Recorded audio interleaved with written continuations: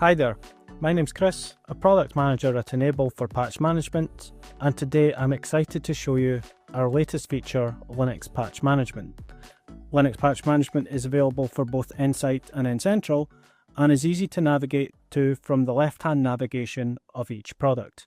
Now, when you navigate to the view, the first thing you'll land in is a new overview, which contains quick information about all the patches that we've detected over all your devices and give you key information that will allow you to make a decision on whether or not there is something that you need to action. So for example, we can see things like the patch name and ID, but more importantly, we can see severity, classification, and also the published date that the patch was released on.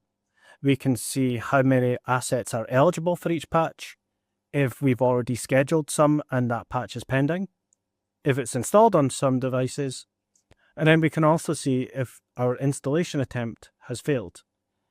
Now, if we want to install some patches, I'll just quickly select a bunch of them.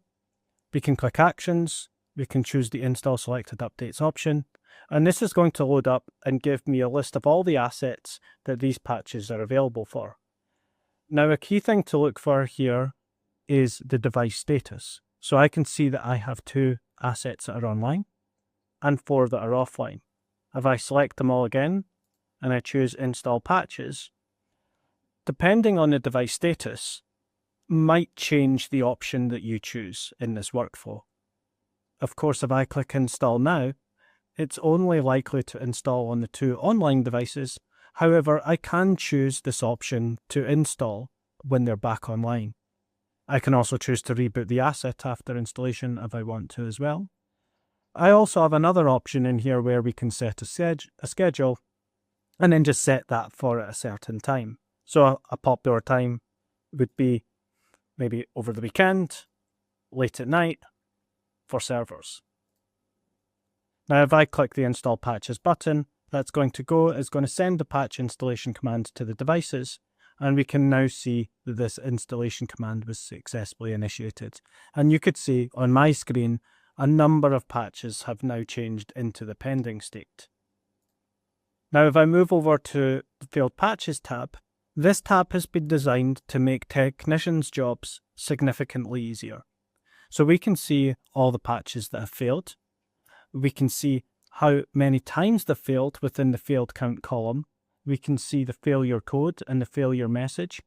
And we'll soon be adding failure mitigation steps that describes exactly what that failure means, what you can do to remediate that failure, and then also allow you to push remediation actions down to the device.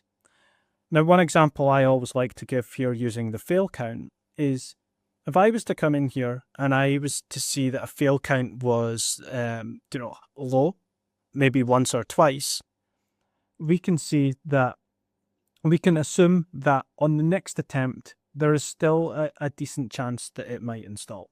However, where the fail count is at 11, in all likelihood, that's going to continue to fail until you do some remediation action on those. Now, not everyone likes to install patches from an overview. Therefore, you can also come down to our asset view, and I can select individual devices. And inside our new asset overlay, we now have a patch tab. If I click into the patch tab, I can see all patches that's available for this device. And in the same manner, if I wanted to install all the patches that are available, I can select them and I can go through the exact same installation workflows that I did from the main patch overview. So between these 2 options, it really allows you to decide how you want to patch. Do you want to patch individual patches with a high severity en masse over all devices in certain circumstances? Or do you want to go to a device inside a set maintenance time that you're working within, select the patches for that device, and then install? Now, a key thing to note here is this is just the beginning. We have many more features in the works. So keep an eye out on our status blogs for future releases that will only further enhance the work that we are doing.